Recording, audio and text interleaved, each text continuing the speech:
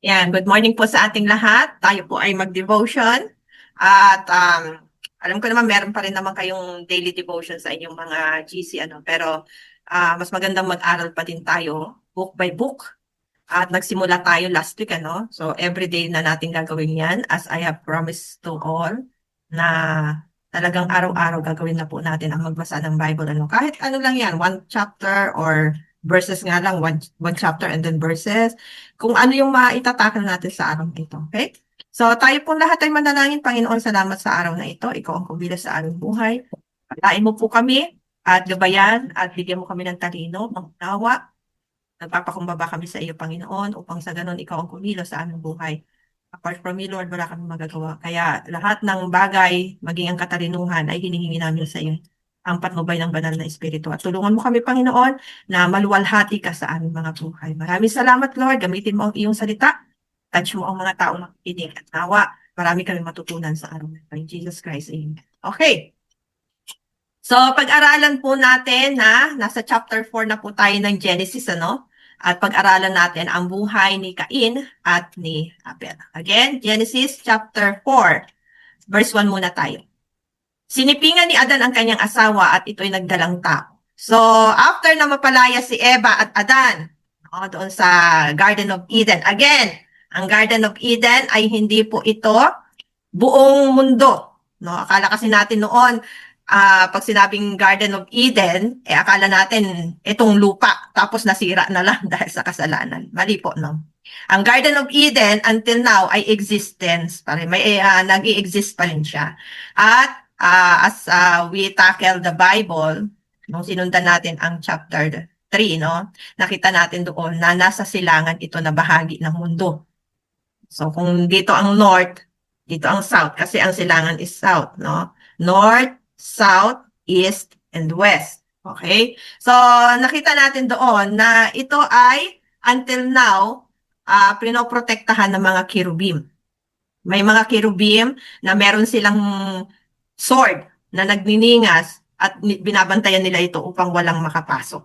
So, hindi natin alam, baka mamaya itong Garden of Eden na ito ay ito rin pala yung lugar na kung saan doon tayo ilalagay ng Panginoon sa second coming of Jesus Christ kapag dinala na tayo sa heaven, We do not know kasi wala namang binabanggit sa Bible na yung Garden of Eden yon. Basta, makikita lang natin na ang lugar na iyon ay until now pinoprotektahan ng cherubim. So, existence pa rin siya, nag-i-exist pa rin siya, I'm sorry, existence, ako na existence. Nag-i-exist pa rin siya.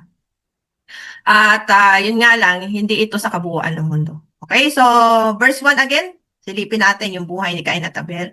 Sinipingan ni Adan ang kanyang asawa at ito'y nagdalang taon. Nang isilang ang kanyang panganay na lalaki, ay sinabi ni Eva, nagkaroon ako ng anak na lalaki sa tulong ni Yahweh. Kaya Cain ang ipapangalan niya rito. Sinundan ni Cain ng isa pang anak na lalaki. At Abel naman ang ipinangalan dito. So take note of this. Sabi, nagsilang si Eva ng panganay na lalaki. So, hindi sinabi dito na nagsilang siya at ang kanyang panganay ay lalaki. Magkaiba yun, Hindi sinabi dito na nagsilang siya at ang panganay ay isang lalaki kaysa sa nagsilang siya ng isang panganay na lalaki. So, ibig sabihin, maaaring may nauna ng mga anak si Eva, pero mga babae nga lamang ito. Kasi ang kauna-unahang anak na lalaki ay si Cain. Parang sa pamilya, di ba? Isipin niyo po, ikaw ay may anak. So, ang anak mo, na unang lumabas, babae. Kaya tinatawag mo itong panganay na babae. Dito, ganun din ang pagkakasabi, panganay na lalaki. Hindi sinabing nanganak ng panganay at ito ay lalaki. Magkaiba kasi yun Kaysa sa sinabi mong panganay na lalaki. So, again, example natin, sarili natin, May anak ako at ang una kong naging anak ay babae. Kaya ito ay panganay na babae. And at the same time, panganay ko talaga ay babae. So, halimbawa, pangalawa naman ang babae. So, nauna ang anak na lalaki. Ang panganay ko ay lalaki. Ngunit meron pa akong panganay na babae. Kasi ibig sabihin, nauna siya sa lahat ng mga babae. Or kung lalaki to, nauna siya sa lahat ng mga lalaki. Kaya tinawag na panganay na lalaki. Hindi ang panganay ko ay lalaki or ang panganay ko ay babae. Hindi, no? So, tandaan niyo po yan. Isa lang ang ibig na pinapahiwatig po ng verse 1 na maaaring may mga naging supling na si Eva at Adan. Kaya lang, ang mga nauna ay puro mga babae. At ito ang unang anak niya na lalaki. Panganay na lalaki. Okay. So verse 2, sinundan si Cain ng isa pang anak na lalaki. Okay, so after Cain, no, nauna ang mga babae, sumunod si Cain, may sumunod na anak, another lalaki na naman. At ito na ang pangalawang anak na lalaki. At Abel naman ang ipinangalan dito. Naging pastol itong si Cain. So lumaki na, no, ang mga anak. At si Cain ay naging pastol. Si Abel ay naging pastol, si Cain naman ay naging magsasaka. So ano ang pinagkaiba ng trabaho nila? Si Abel, magpapastol, nag-aalaga ng mga tupa, baka, kambing, o ano pa man ay naalagaan. Si Cain naman ay naging magsasaka. So mga pagbubungkal ang mga trabaho nito. Dumating ang panahon na si Cain ay naghandog kay Yahweh ng ani niya sa bukid. Kinuha naman ni Abel ang isa sa mga panganay ng kanyang kawan. So tingnan niyo po ito ha. Unang-una na makikita natin dito, yung tinatawag na law of offering. Ano yung batas ng Diyos pagdating sa pag-offering? Kinakailangan magpatay ng unang kawan or unang anak ng iyong kawan. So, kung halimbawa iyan ay tupa, kinakailangan kung yung inalagaan mo ay herd ng tupa. Ang una-una mong gagawin ay pipiliin mo yung unang anak ng iyong tupa.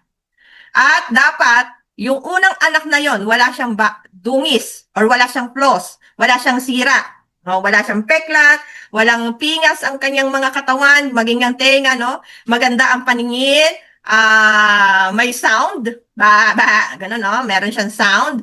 Tapos, walang kuto, no? As in, wala kang makikita kahit mga kuko, malinis, no? Ini-inspection yan. Now, ang utos ng Lord, ang batas ng Lord, magkatay. Kaso itong si Cain, ang kanyang hinandog ay yung ani ng kanyang bukid. So dito pa lang, meron ng hindi pagsunod na ginawa si Cain compare kay Abel. Si Abel, nasunod niya kung ano yung utos ng Diyos na magkatay ng unang anak na malinis, na walang dungis. Pero si Cain, mali ang kanyang hinandog. Okay, sundan natin verse 5. Ngunit hindi kinalugdan si Cain. So anong sabi diyan? Hindi nalugod ang Diyos. Kasi bakit? May pagsuway eh. Nakita niyo po yon? Kahit maganda yung intention ni Cain. Kasi sabi niya, unang ani ng kanyang bukid. Una rin naman. No? At masagana. Kasi sabi niya, unang ani ng kanyang bukid. Ibig sabihin kung ano man ang meron sa kanyang kabukiran. Talong, okra, kalabasa, ano man yan, ano? Na mga pananim niya. Ay lahat iyan, inani niya, yung unang ani, no?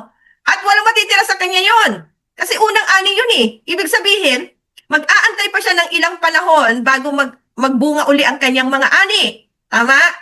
Bago uli magkaroon ng mga bunga, yung kanyang kabukiran. Mag-aantay siya ng ilang panahon. Kung 6 months yan, 6 months ang aantayin niya bago siya kakain. Ang ganda rin naman talaga, no, ng desire na itong si Cain. Kaya lang kasi meron siyang hindi sinunod eh. Ang instruction ng Lord, magkatay. Hindi kumuha ng ani sa bukid. Kasi yung ani sa bukid, mga kapatid, pwedeng mag-replenish yan. Pero, yung tupa na kakatayin, pag once na namatay na ang tupa, wala na yung ibibigay na susunod. Kasi yun na ang pinaka-last na buhay niya. Tama ba ako? Tignan niyo po Halimbawa, puno ng kalabasa, yan, yung inani ni Cain. Bunga ang kinuha niya dito. Hindi na ba ito magbubunga sa mga susunod na panahon? Magbubunga pa rin.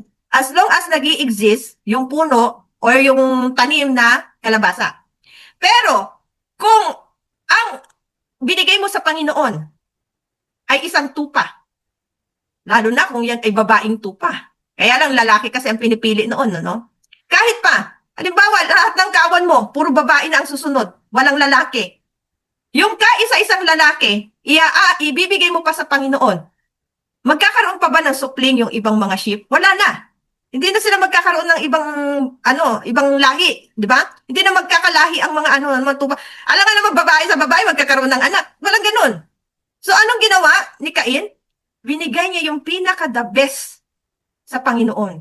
Regardless kung meron pa ba siyang susunod na makukuha sa kanyang kawan o wala na. Paano nga naman kung nag-iisa na lang na lalaki yung inani niya? Yun na lang talaga ang kaisa-isang magbibigay ng supling doon sa mga babaeng tupa. Di wala na, di ba? Tapos na. Hindi kagaya ng tanim, magre-replenish yan magbubunga na magbubunga. Pero yung tupa na inalay, walang kasiguraduhan doon kung magbibigay pa ito ng another tupa. Pero binigay pa rin ni Abel. Ganon kasi yung essence ng pagbibigay, mga kapatid Kaya ka nagbibigay sa Lord, hindi mo iniisip kung meron pa bang susunod na blessing sa buhay mo. Kundi ang iisipin mo, ito kasi ang utos ng Diyos. Kailangan akong magbigay ayon sa takda na inutos ng batas ng Diyos. Sometimes, ang 10% natin, hindi natin naibibigay ng tama. Tama po ba ako? Now, balikan po natin. Sundan uli natin, no? Yung verse 5. Ngunit hindi niya kinalugdan si Cain at ang handog nito dahil dito hindi mailarawan ang mukha ni Cain sa tindi ng galit. Siya pa talaga may ganang magalit, ano? Si Cain pa talaga. Siya na nga yung hindi nakasunod. Minsan ganyan po tayo, no? Kung sino yung guilty, yung pa yung nanggagalaiti, yung pa yung talagang sumisira, no? Ng samahan, yung pa talaga yung, alam mo yon, yung may ginagawa pa talagang matinding, ginagawang matindi sa loob ng church. Yung guilty, madalas, sila yung may ginagawang malaking kaguluhan sa loob ng church. Tandaan nyo po yan.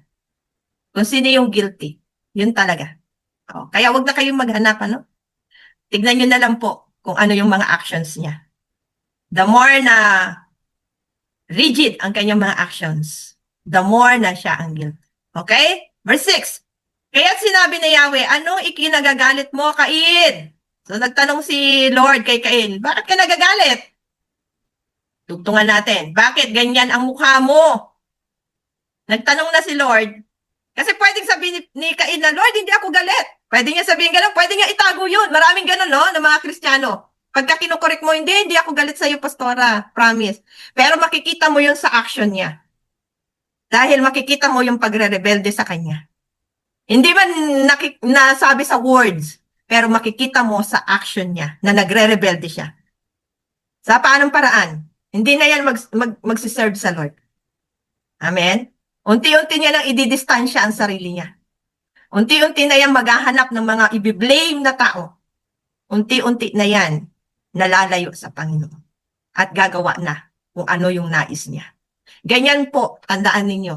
Ganyan po ang mga taong guilty sa maling ginawa. Alam nila yun sa sarili nila. Kahit hindi nila sabihin na nagagalit sila, may tampo sila. May selos sila na ginagawa. Pero nakikita yon sa actions nila. Verse 7, kung mabuti ang ginawa mo, ito ang argumento ng Lord, no? Hindi nagsalita si Cain, pero nakita sa actions niya, nakita sa mukha niya. Kaya anong sabi ng Lord sa kanya? Kasi kung ako yon, sasabihin ko, wala kang maitatago. Kitang-kita sa'yo Kitang-kita sa actions mo. Hindi ka man magsalita na wala kang tampo sa akin, wala kang galit sa akin, pero kitang-kita sa actions mo. Kaya anong sabi ni God? Kung mabuti ang ginawa mo, dapat kang magsaya. Kung masama naman, ang kasalanan ay tulad ng mabangis na hayop na laging nag-aabang upang lapain ka. Ito ang matindi sa taong mga galit. Kaya, mga kapatid, mas maganda i-evaluate natin ang ating mga sarili. Baka mamaya, nagsiserve tayo sa Lord pero may mga galit tayo sa puso. Nagsiserve tayo sa Lord pero ang gusto naman nating gawin sa loob ng church, isirain ito. No? Mga kapatid, check natin. Kasi hindi po galing sa Lord yan. Mas maganda, alisin na po natin yan and let us start serving God. Amen po? Now, ano sabi ni Lord? Kung maganda sana ang ginawa mo, masaya ka dapat. Kaso, nagtampo ka. Kaso, nagalit ka. Kaso, nagselos ka. Kaso, nagblame ka na ng ibang tao. So, ano sabi diyan? Ang kasalanan ay tulad ng isang mabangis na hayop na laging nag-aabang upang lapain. Ganyan po ang kasalanan. Aabangan nila kung kailan ka naman makagagawa ng kasalanan. Tingnan ko nga. Tingnan ko kung si pastora talaga ay ganyan. Okay. No? Inaabang-abangan. Di ba? Kung kailan makakahanap ng butas kay pastor, kay pastora sa mga kapatiran. Amen? Mga kapatid, huwag po tayong naghahanap ng butas sa ibang tao. Gawin po natin kung ano ang tama. Sometimes si Lord, kailangan kanyang itest para makita kung ano ang laman ng puso mo. That's our God. Now, tignan nyo lang po ito. Ang kasalanan ay nais netong paghaliin ka. Anong gusto ng kasalanan? Kagaya ng topic natin kagabi, sayang wala yung iba, ano? Ang ganda po ng topic kagabi, sa totoo lang. Yung ating kaluluwa, makapangyarihan ito. Kaya niyang kontrolin ang iyong katawan. Pero, kapag mas pinakinggan mo ang Espiritu ng Lord, mas higit na makapangyarihan ito kaysa sa iyong kaluluwa na siyang nagdidikta kung anong dapat gawin mo, anong dapat na asalin mo, anong ang dapat na ugaliin mo. Maaaring nakokontrol tayo ngayon ng mga emosyon natin, mga galit, mga selos, mga inggit, no? Ganun si Abel ng pride, no? Maaaring ganyan tayo ngayon. Pero tandaan niyo po, ang isang Kristiyano na may banal na Espiritu ng Diyos, mas higit na makapangyarihan ang Espiritu ng Lord, pakinggan mo lang siya. Kaya na-overcome tayo ng kasalanan kasi mas pinakikinggan natin ang dikta ng demonyo sa ating puso at isipan kumpara sa pakinggan natin ang Espiritu ng Diyos. Kaya siya nagwawagi. Kaya until now, tagal na nating Kristiyano, pero meron pa rin tayong galit sa ating mga buhay. Hindi pa rin nawawala ang mga pride. Masaktan tayo, naiirita tayo agad. Pero ang tunay na nagtitiwala sa Diyos, kahit na siya ay api-apihin, kahit na siya ay pagbintangan, no? Sige lang, magtutuloy pa rin sa paglilingkod sa Lord. Amen? Kasi tunay genuine Christian na binago ng Diyos ang pagkatao. Now, verse 8, isang araw niyaya ni Cain ang kanyang kapatid. Abel, pumunta tayo sa bukid. So this time, may balak na si Cain kasi nainggit na siya Nagalit na siya. Nainis na siya sa Lord. Kasi bakit? Hindi siya pinanigan. Di ba? So, ano sabi dito sa verse 8? Isang araw niyaya ni Cain ang kanyang kapatid. Abel, pumunta tayo sa bukid. So, sumama naman ito. Ngunit pagdating nila sa bukid, ay pinatay niya si Cain. Grabe, no? Nagsimula sa pride. Nagsimula sa galit. Nagsimula sa inggit. Nauwi sa pag-murder. Tinanong ni Yahweh si Cain, nasaan ang kapatid mo, Abel? Sumagot siya, hindi ko alam bakit ako ba'y talaga alaga ng aking kapatid. Tignan niyo po ito Nagsimula sa pride, nagsimula sa inggit, nagsimula sa selos. Ano ang sumunod? Murder. After murder, hindi pa natapos doon ang kasalanan. Ano ang sumunod? Sabi niya, nagsinungaling na si Abel. Panglima. Tinanong siya ni Lord Sabi ni Lord, Abel, nasaan ang kapatid? Cain, nasaan ang kapatid mo? Sabi na Cain, bakit? Ako ba'y tagapag-alaga? Pang-anim, nawala ang ownership, responsibility. Nakita niyo po, yung panganay siyang anak na lalaki. Panganay na anak na lalaki. Pero, hindi na siya nagkaroon ng responsibility. Supposed to be, bilang panganay, ikaw dapat ang namumuno sa lahat ng iyong mga kapatid. Bilang panganay na lalaki. Iyan ang ordained ng Lord sa lahat ng mga panganay na lalaki. Pero tignan niyo po ang nangyari. Sabi ni Cain, bakit ako ba'y tagapag-alaga ng aking kapatid? Alam niyo, pwedeng sabihin ng Lord, oo, kasi ikaw ay panganay na anak. Kaya dapat, responsibilidad mo ang iyong kapatid. Nagsinungaling ka na wala pa yung responsibilidad sa'yo. Verse 10, at sinabi ni Yahweh, Cain, ano itong iyong ginawa? Sumisigaw sa akin mula sa lupa ang dugo ng iyong kapatid at humihingi ng katarungan. Grabe, no? Pagka ang isang tao pala ay namatay, yung kanyang kaluluwa, sisigaw ito ng katarungan kapag namatay siya in justice. May katotohanan pala, no? At hindi yan na kaluluwa na gumagala-gala dito sa lupa. Sabi lang ng Lord, sumisigaw sa lupa. Ibig sabihin, hindi pwedeng itago No? Ano pa? Verse 11, sinumpa kita ngayon at hindi mo na maaaring bungkalin ang lupa dahil dumalak doon ang dugo ng iyong kapatid na iyong pinaslang. Sabi ng Lord, dahil diyan, susumpain ko ang lupa. Susumpain ko ang iyong kabuhayan.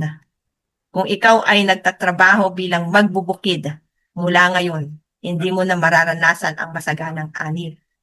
Verse 12, bungkalin mo man ang lupa upang tamnan, hindi ka mag-aani. Wala kang matitirahan, magiging lagalag ka sa daigdig. Verse 13, napakabigat naman po ng inyong parusa, sabi ni Cain kay Yahweh. Verse 14, ngayon, pinapalayas mo ako sa lupaang ito upang malayo sa iyong paningin at maglagalag sa daigdig. Papatayin ako ng sino mang makakita sa akin. Ano sabi dito? Sabi ni Cain, no? Lord, siguro maaaring may anak na itong si Cain, may anak na rin si Abel, sa mga babae at yung ibang mga babae, no, na anak din naman ni Eva, no, naging supling, di ba? So, itong mga babaeng ito, nagkaroon ng anak, siguro at that moment, may mga kanya-kanyang asawa na rin, kasi syempre, noong unang panahon, anak, magkapatid, okay lang mag-asawa eh. Kumbaga wala pa yung curse sa tao, no, na ibinigay ng Lord na law na bawal na magsiping ang magkapatid, bawal ang magkamag-anak, okay? So, ano nangyari? Kung saan-saan na napunta yung mga lahi-lahi. Siyempre, kasi sabi ng Lord, punuin ninyo ang daigdig eh. Kaya yung iba, siguro, nagkanya-kanya na silang mga lugar. Kaya sabi ni Cain dyan, pinapalayas mo ako sa lupain ito. Ang tinutukoy niya kung saan ang kanyang lahi naroon. Sabi niya, magiging lagalag ako sa daigdig, baka mamaya patayin ako ng mga sino mang makakita sa akin doon. Maaari kasi, yung ibang mga tao na nakakaalam ng law ng Diyos at nalaman nila si Cain, ganito ang ginawa, papatayin talaga siya. Oh? Kasi yun ang utos ng Lord eh. Ang sino mang lumapastangan sa kanyang kapatid ay papatayin din. Tooth by tooth, yun ang ano ng Lord eh. Ngipin sa ngipin, mata sa mata. Yan ang ano ng Lord, parusa ng Lord noon. And verse 15, hindi, sagot ni Yahweh kay Cain. Ni Yahweh, hindi ka nila papatayin. Paparusahan ng 7 ibayo ang sino mang papatay sa iyo. So, sabi ni God kay Cain, huwag kang mag-alala, hindi ka nila papatayin. Kaya't nilagyan ni Yahweh ng palatandaan si Cain upang maging babala sa sino man na ito'y hindi dapat patayin. So, nilagyan niya ng birthmark itong si Cain. Tanda na dapat hindi siya patayin. Maganda pala pag may birthmark, no? Swerte. Okay? Pinagpala. So, verse 16, iniwan ni Cain si Yahweh at tumira siya sa lupain ng Nod, isang lugar sa silangan ng Eden. So, Garden of Eden, nasa silangan siya. Pero may 4 corners pa rin naman ang Garden of Eden. North, East, South, West. At nandoon sila sa South. No? Sa bandang South ng Garden of Eden na punta. Hindi ko alam kung saan parte ng mundo ang Garden of Eden. Maaring ito ay nasa, kasi sabi sa silangan eh, no? Maaring ito ay bandang baba, part ng mundo. Hindi natin alam kung saan yan. Okay? So, yan lamang po. At sa susunod pag-aralan natin paano nagsimula ng pagdami ng tao. So, in conclusion ng ating pinag-aralan sa araw na ito, marami tayong natutunan. Unang-una sa lahat, bilang mga panganay na anak na lalaki, gampanan po natin yung pagiging panganay natin. Be responsible. Ngayon, kung ihahalin tulad natin yan sa church, since kayo po na mga leaders ng church, no, mga pastor, kayo ang unang-una, halimbawa, i-example natin ang KSA. So, KSA pa lang kayo dati. Ngayon, nanganak na kayo. No? Nagkaroon na kayo ng 2 pang another GC. Bilang KSA, church, panganay, alagaan po ninyo yung mga susunod na mga GC. Huwag nyo silang pabayaan. May responsibilidad po kayo bilang mga panganay doon po sa mga sumunod. Amen? Now, kung ihahambing naman ito natin sa personal, bilang mga panganay na anak, kay babae, kay lalaki ka, as long as ikaw ang panganay, be the head of your siblings, mga kapatid. Huwag po nating hayaan na ang mamuno ay yung pangalawa, pangatlo, kundi tayo po ang mamuno sa mga kapatid. Be a good example. Be a good model. Pangatlo, sa usaping church pa rin, no? Ikaw yung una na naging born again. Yung mga sumunod na makakakilala sa Lord, be responsible to them. Huwag niyo po silang pababayaan. I-guide niyo sila sa tama, i-guide niyo sila sa kung anong mga dapat gagawin. Iwasan po natin yung inggitan. That's the pangalawang puntos natin sa araw na to. Iwasan natin magkasala. Iwasan natin ang pride, inggit, selos, pagpatay, pagsisinungaling, no? Yung kawalan ng responsibilidad, iwasan po natin yan. Dahil hindi po yan ayon sa Panginoon. At ang pangatlong puntos natin na pinag-aralan sa araw na ito, mag-repent po tayo. Kagaya ni Cain, nag-repent siya. Although hindi sinabi dito na nanghingi siya ng sorry, pero the fact na inaccept niya kung ano man yung parusa ng Diyos sa kanya, that is part of repentance. Nanumbalik siya sa Lord eh. Kaya nga lang, sabi ni Cain sa kanya, sana hindi ako patayin. Sana hindi ko ma-rape yun lang yung request niya kay God. No? So, here is also my challenge. Nakita natin yung buhay ni Cain na hindi siya umayon doon sa utos ng Panginoon. Nag-disobey siya. Walang surrendering, walang pagsunod sa salita ng Diyos. At kahit pagdating sa offering, wala pa rin siyang sinunod na tama. Mga kapatid, nakita natin, maaaring ganun din tayo kagaya ni Cain. Amen? Maaaring ganun din tayo na hindi sumusunod sa Panginoon. Pero, the moment na ikaw po ay muling mag-accept ng iyong mga nagawang kasalanan, ikaw ay nagsabi sa Lord, sige Lord, a-accept ko yung pero sana Lord, spare mo ako. Kasi pag in-spare ka ng Lord, spared na rin yung lahat ng mga lahi mo. Kaya lang, mga kapatid, syempre ang ating Diyos is just pa rin siya. Maaaring hindi ka kakatayin ng Lord ngayon kasi nag-repent ka naman, bumalik ka sa Panginoon. Hindi kanya parurusahan. Kaya lang, meron pa rin talagang parusa na kailangan ibigay. Kagaya ng ginawa niya kay Cain. Sabi niya, susumpain ko lang ang lupa na ito. Diba? Kaya umalis na lang si Cain at ang kanyang pamilya. Lumipat sila ng ibang lugar. Kasi yung lupa na meron sila. Alam mo yon, yun sana ibibless ka na ng Lord eh. Sa kinalalagyan mo ngayon. Kung saan ka nandoon, ibibless ka sana ng Lord eh. Either ikaw ay isang OFW, either ikaw ay nasa ibang bansa, no? Na nakatira na. Either nandito ka sa Pilipinas, pwede ka pa rin i-bless ng Lord kung nasaan lupain ka. Kung nasaan ka nandoon. Kaya lang, tandaan po natin ito.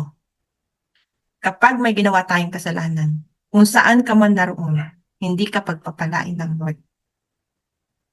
Amen? Patatawarin ka ng Panginoon. Pero yung pagpapala na supposed to be sa kung saan kang kalagayan na doon ngayon, ay pagpapalain niya sana. Hindi. Sayang, di ba? Tagal mong nag-invest. Amen? So, yan lamang po, I challenge you all na bumalik na sa Lord bago pa mahuli ang lahat. Amen? Kasi baka mamaya, pumunta ka sa ibang lugar, pumunta ka sa ibang trabaho, pumunta ka sa ibang ano man yung lugar na paglilipatan mo, no? O ano mang posisyon yung paglilipatan mo, ano mang church yung paglilipatan mo, ano mang, di ba? Lumipat ka man doon, pero yung blessing ng Lord wala na. Sayang, di ba? So, tayo pong lahat ay manalangin. Panginoon, lumalapit kami sa iyong kaharian. Humingi po kami ng tawad. Tawarin mo kami sa mga pride namin, sa mga laman ng puso namin. Pride, selos, inggit, yung hindi namin tinitake yung responsibility, nagsisinungaling kami. Panginoon, patawarin mo kami sa mga bagay na hindi kami naging faithful sa iyo. Hindi namin sinusunod yung iyong salita. Patawad, Panginoon. At sa oras na ito, Lord, ikaw po ang kumilos sa aming buhay. Pagpalain. Salamat po in Jesus Christ. Okay, God bless us all po. Let me just unshare this.